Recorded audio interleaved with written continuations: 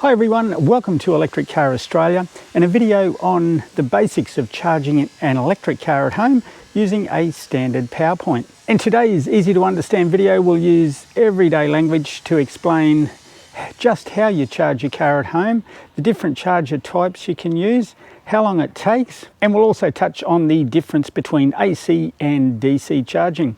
So stay tuned.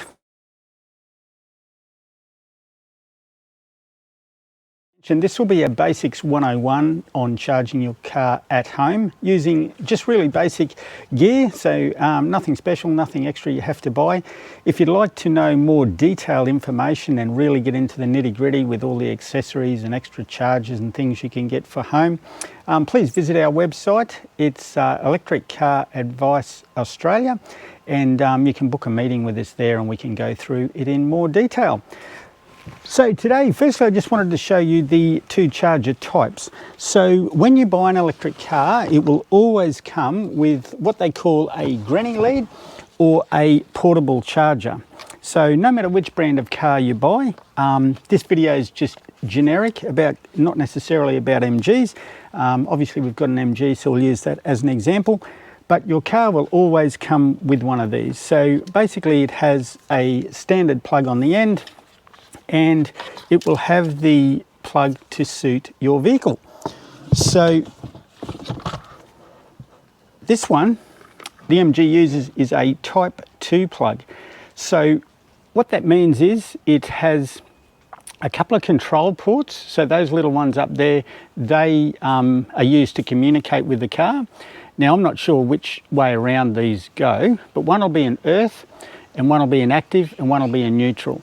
Now this can also be used for three-phase charging, which we won't go into that today, but that's why there's two additional ports. So just to keep it really simple, you'll have a earth, active, neutral, and these are your communication ones.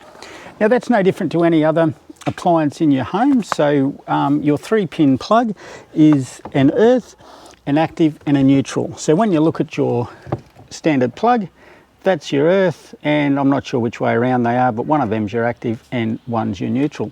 So that's all it is. Now these units are, as I said, called portable chargers, granny chargers, but basically they're obviously the 3-pin plug that goes in your PowerPoint.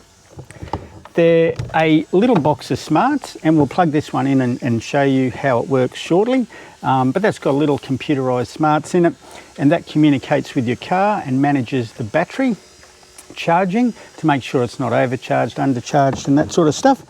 And as I said, it has your plug that goes into your car. Now there's different types of plugs. This one's called a Type 2, which is the most popular plug globally. So the majority of electric cars or EVs you buy in Australia will have a Type 2 plug. The really early model Teslas had a proprietary plug, so slightly different. And also the Teslas in the US, I believe, have a proprietary plug, or they used to. And there's also another plug called a Type 1, which was an original sort of one. Some Japanese cars used that one, Mitsubishi, Nissan, and I think there was a couple of others. But for the majority of Australians this is the one you'll need, Type 2.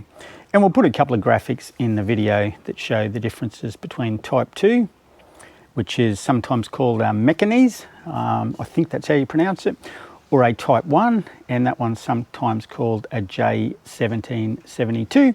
And again, that's not as popular these days. This is generally your Type 2.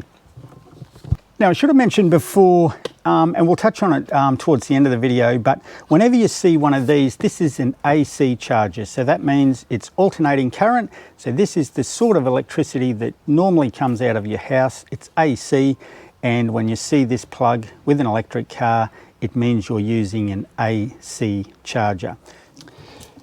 So let's look at the two chargers I've got here today. So this is what we call a 10 amp charger. So basically this one will draw 10 amps, or in reality about 8 amps from your house power point, and that means it can be plugged into any 10 amp power point in your house. So you don't need special power points, you don't need special circuits, you don't need to pay any extra money to your electrician to install this. As I said, this comes included in the price of your car, so it's no extra. And as you can see, that there is a normal 10 amp power point. And the key one there is the size of this earth pin. So that's a standard earth pin, goes into any power point in Australia. So the good thing about these chargers, that's why they call them portable chargers, is you can take this anywhere with you. So depending on how you're set up at home, you might mount it on the wall. There's a little mount on the back there. You can put a screw in, mount it on the wall, or you might just sit it on the shelf, keep it loose. But when you're going away, it's a good idea to always throw this in the boot with you and take it with you, because it allows you to charge anywhere in Australia from a normal power point. So here we are at the front of the car where all the action happens. Now, obviously, depending on your model of EV, the charge ports, and this is called the charge port where you plug it, your charge lead in, can be on different parts of the car. So the Tesla Model 3s, it's at your back taillight, at the side of the taillight. The MGs, a lot of the MG models is at the front. Some of the others have them here in the front mudguard. So depending on where your vehicle has the charge port will obviously depend on how you position your car.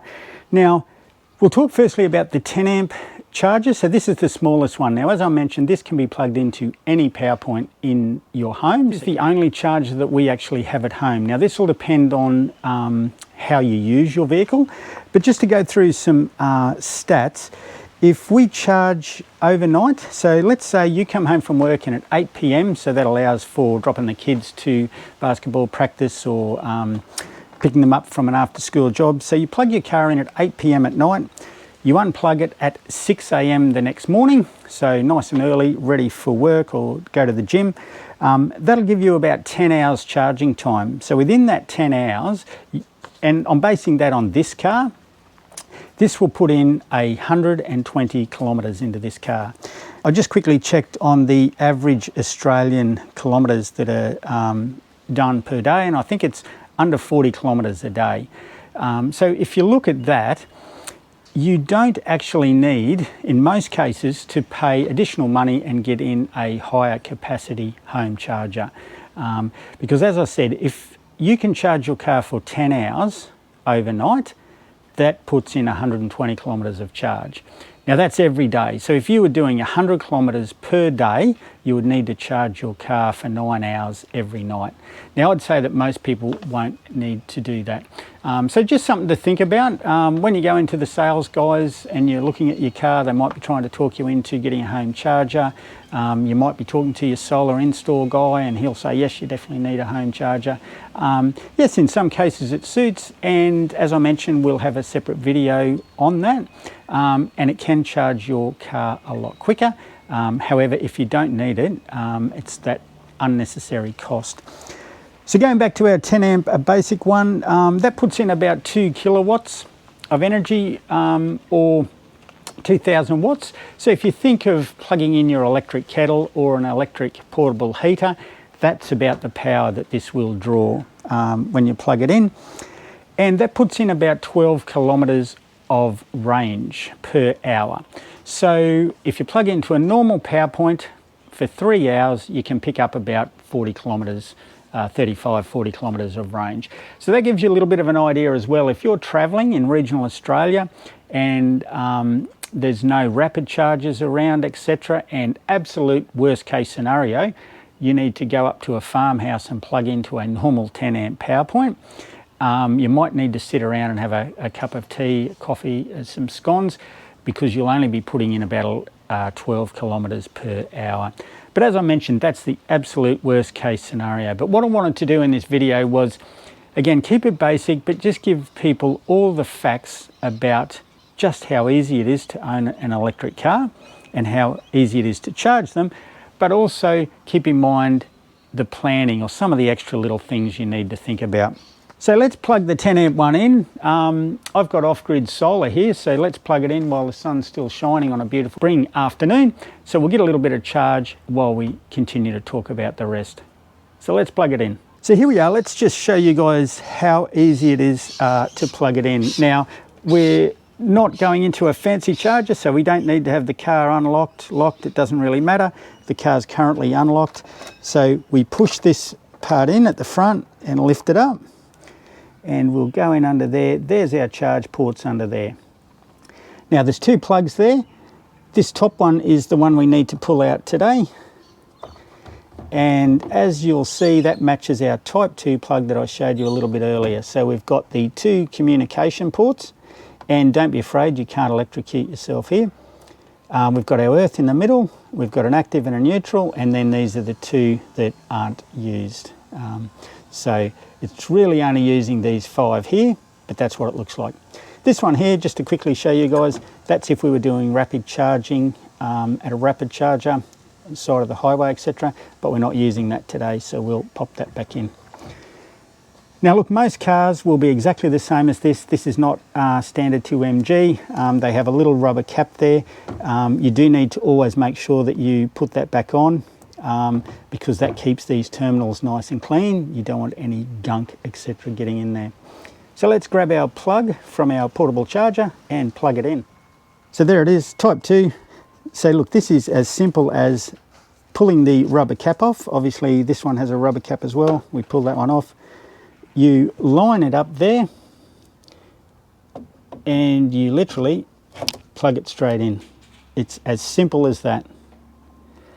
Just like putting a petrol pump bowser into the car, only a lot cleaner, and it's not going to explode on you. Okay, so that's plugged in. And that is literally how the car stays. So let's have a look over at the other end. So here we are. As I mentioned, this is an off-grid solar system. So the power point is matched up with the solar systems here. But this is a normal 10 amp power point. Pull that out to show you. Normal earth size. So let's plug that in. And when I turn that on, the little charger box down here will start doing a self-check, and so I'll flick it on now. Okay, I'll let you guys see this.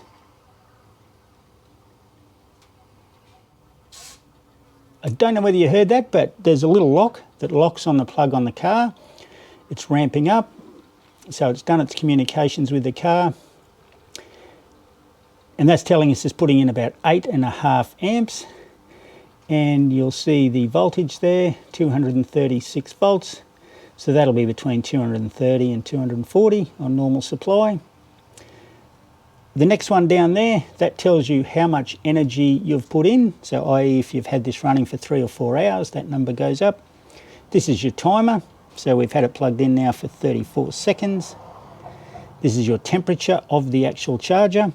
So that generally ramps up to about 40, 45 here in Queensland when it's running, and that's telling you it's at 8 amps. And that will just happily run all night, all day. Now you can leave these in continuously. Okay, so that's our 10 amp charger. It is in and charging, and you won't be able to see it, but just an FYI, fun fact, in the MG, that little front logo there pulsates when it's charging. So in the dark, you'll see that pulsing on and off.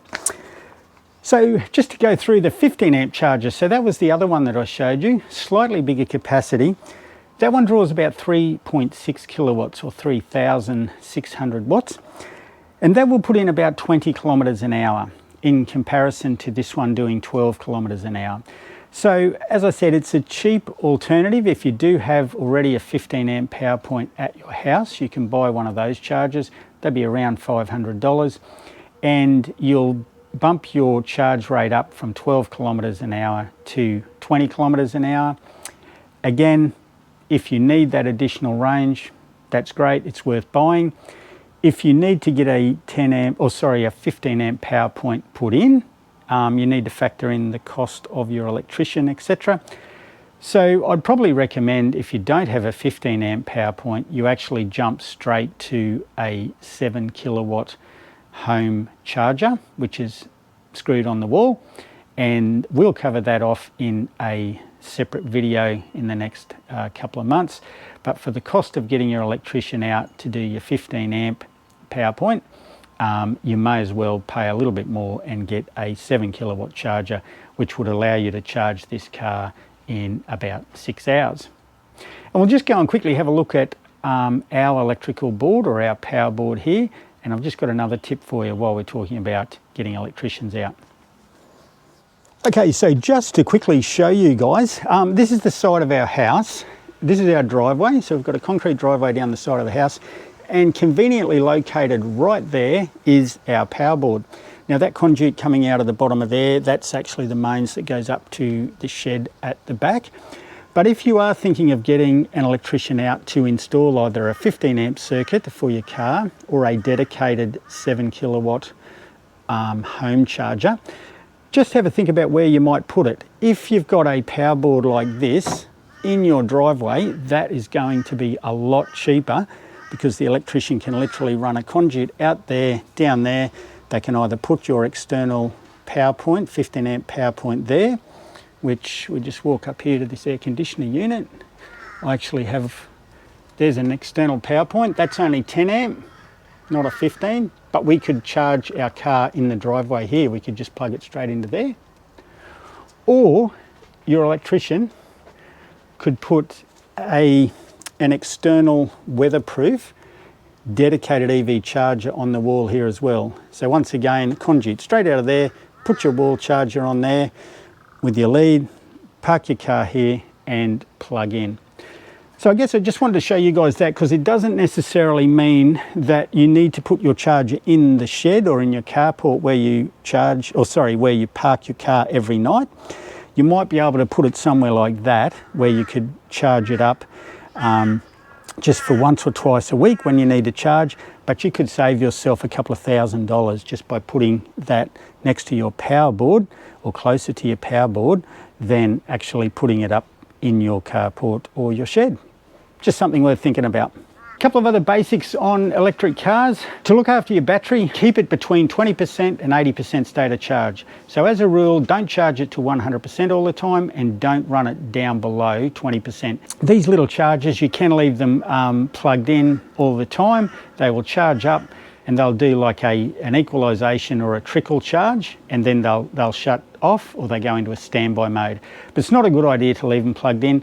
So you can monitor your battery state of charge via your car dashboard.